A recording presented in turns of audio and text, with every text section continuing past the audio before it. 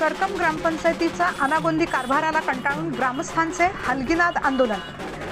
करकम येथील ग्रामस्थांचे करकम ग्रामपंचायतीच्या अनागोंदी कारभाराला कंटाळून गटविकास अधिकारी कार्यालय पंढरपूर येथे मोठ्या संख्येने ग्रामस्थांचे उपस्थित राहून हलगीनाद आंदोलन मोर्चा काढण्यात आला।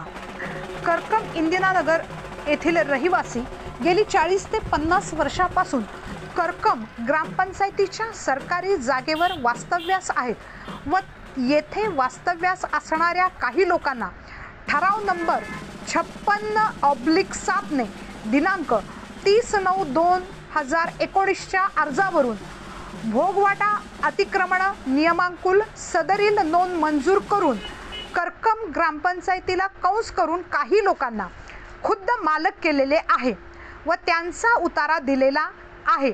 तरी त्याच धर्तीवर इंदिरानगर येथे वास्तव्यास असणाऱ्या शिल्लक असणाऱ्या सर्व रहिवाशांना खुद्द मालक करून उतारा मिळावा अशी इंदिरानगर येथील सर्व रहिवाशांची मागणी आहे। परंतु करकम ग्रामपंचायतीचे सरपंच आणि उपसरपंच त्याचबरोबर ग्रामविकास अधिकारी टाळाटाळ करीत आहेत। त्यामुळे येथील शेकडो रहिवाशांना घरकुलापासून वंचित राहावे लागत आहे। शासनाने मागेल त्याला घर दिलेले असूनही करकम ग्रामपंचायतीच्या मनमानी कारभारामुळे या गोरगरिबांना आपल्या हक्काच्या घरापासून वंचित राहावे लागत आहे।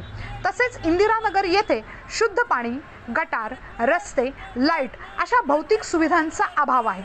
तसेच एकाच रस्त्याला वेगवेगळी नावे देऊन शासनाच्या लाखो रुपयाची फसवणूक करणाऱ्या ग्रामपंचायतीचे रेकॉर्ड बेकायदेशीररित्या बदलणाऱ्या सरपंच, उपसरपंच व ग्रामविकास अधिकारी यांच्या मनमानी कारभाराला कंटाळून जे कोणी दोषी असतील त्यांच्यावरती कारवाई करण्यात यावी यासाठी करकम ग्रामस्थांनी पंचायत समिती कार्यालय गटविकास अधिकारी पंढरपूर यांनी आजतागायत कोणतीही कारवाई न केल्यामुळे आज हलगीनाद आंदोलन आणि मोर्चा काढण्यात आलेला आहे।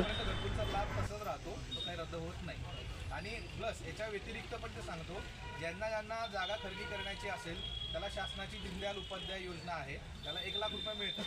जर कोणी जागा खरेदी करणार असेल तर 1 लाख रुपये शासन देते आणि प्लस त्याच्यामध्ये 1,20,000 असे घरकुलाचे असे एकूण 2,20,000 रुपये मिळतात। तेच त्यांच्या कारवाईसाठी पत्र दिलेलं आहे।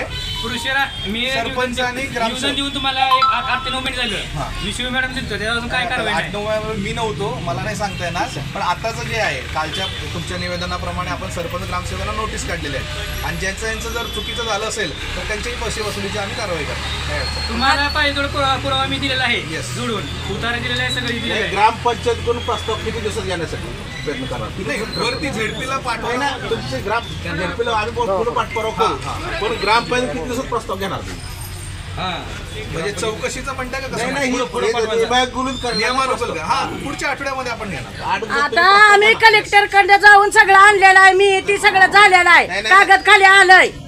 मग प्रस्ताव पाठवा लागतं प्रस्ताव 8 दिवसात घेणार तुम्ही। 8 दिवसात वरती 8 दिवसाऐवजी 10 दिवसात घ्या आणि तू वाढवून देतो, पण 10 दिवसात प्रस्ताव इथं करून पाठवा। साहेब सगळी काम करायची कष्ट करून खाणारे लोक आहेत, गरीब लोक आहेत, मी या तिथं राहायला घर सुद्धा नाहीत। एकदा व्हिजिट द्यावी सगळ्या प्रत्यक्ष परिस्थिती काय आहे की तुम्ही एकदा व्हिजिट द्या, त्यांची परिस्थिती बघा आणि तुम्ही येऊन सगळं प्रस्ताव घेऊन या।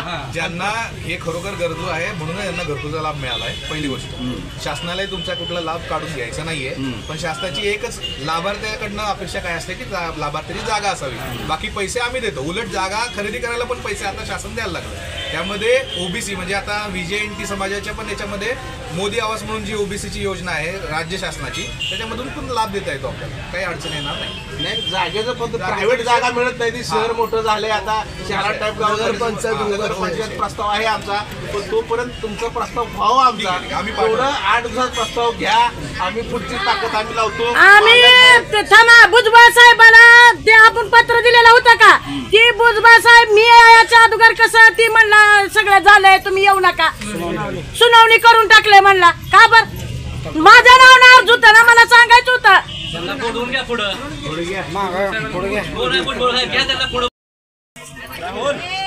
काका कुठं आहे